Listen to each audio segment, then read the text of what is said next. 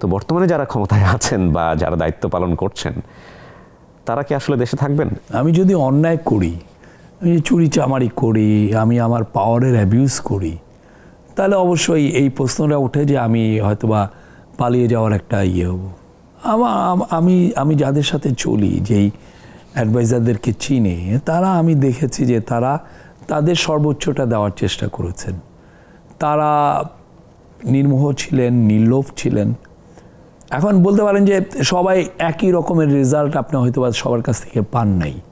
অনেকে অনেক জোরে দৌড়ে দেখা গেল যে উনি সেই জায়গাটা কাঙ্ক্ষিত লক্ষ্যে পৌঁছাইতে পারেন নাই। বাট আমি বলবো যে, এবং তারা খুব বড় প্যাট্রিয়ট।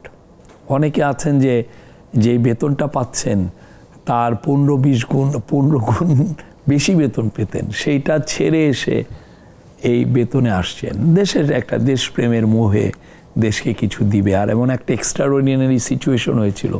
তো সেই লক্ষ্যে আমি বলতে পারি যে না, তারা দেশে থাকবেন, দেশের পরবর্তীতে আরও যদি কন্ট্রিবিউট করা যায় সেক্ষেত্রেও এগিয়ে আসবেন।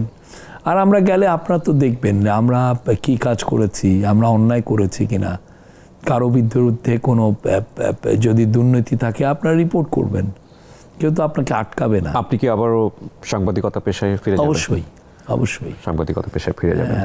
আমার জন্য তো আরও, আমি আমার সাংবাদিক ভাই বোনদেরকে ইনভাইট করবো যে আমার যদি কিছু পেয়ে থাকেন সমানে রিপোর্ট করেন।